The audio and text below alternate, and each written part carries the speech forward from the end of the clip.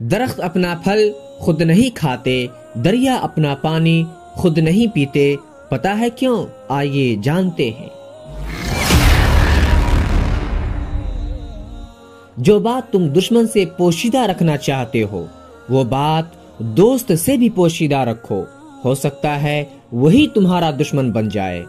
بعض لوگوں کے دلوں میں واقعی سوراخ ہوتے ہیں، ان کے دلوں میں جتنی بھی محبتیں ڈال دیں وہ خالی ہی رہتے ہیں۔ سخت لہجے کے ساتھ کی گئی تنقید لوگوں کی انا جگاتی ہے، جبکہ نرم لہجے کے ساتھ کی گئی تنقید سے لوگوں کے ضمیر جاگتے ہیں۔ اگر کسی پر بھروسہ کرو تو آخر تک کرو، نتیجہ چاہے جو بھی نکلے۔ آخر میں یا تو آپ کو ایک سچا دوست ملے گا یا پھر ایک اچھا سبق۔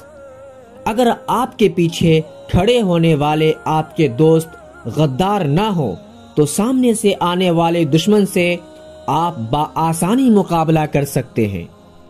چاہے کتنا بھی اونچا عہدہ پالو، چاہے کتنی ہی بڑی ڈگریاں حاصل کر لو، اگر بولنے کی تمیز اور انسانیت نہیں سیکھی تو وہ انسان ان پڑھ ہے۔ کسی بھی رشتے کو نبھانے کے لیے قسموں اور وعدوں کی ضرورت نہیں ہوتی، بس اسے نبھانے کے لیے دو خوبصورت لوگ چاہیے، ایک بھروسہ کر سکے اور دوسرا سمجھ سکے۔ زندگی آپ کو وہ سب کچھ نہیں دیتی جو آپ کو پسند ہے، لیکن قناعت آپ کو ایسا بنا دیتی ہے کہ ہر چیز آپ کو پسند آ جاتی ہے۔ کوئی بھی شخص الفاظ کا چناؤ اپنے ظرف کے مطابق کرتا ہے، جیسا ظرف ویسے الفاظ، اور ظرف دو چیزوں کا پتہ دیتا ہے، تربیت کا اور نسب کا۔ جب کوئی تمہارا دل دکھائے تو ناراض نہ ہونا، یہ قدرت کا قانون ہے کہ جس درخت پر پھل زیادہ میٹھا ہوتا ہے لوگ اسے زیادہ پتھر مارتے ہیں۔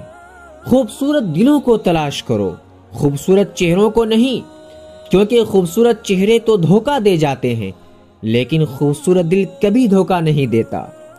اپنی محبت کرنے والوں سے اتنی شکایتیں نہ کریں کہ آپ کی شکایتیں دور کرتے کرتے ایک دن وہ خود ہی آپ سے دور ہو جائیں۔ ندامت کے دو آنسو بڑے بڑے گناہوں کو بہا کر لے جاتی ہے۔ خود کا مقابلہ کسی سے مت کرو، آپ جیسے ہو ٹھیک ہو۔ درخت اپنا پھل خود نہیں کھاتے، دریا اپنا پانی خود نہیں پیتے، پتا ہے کیوں؟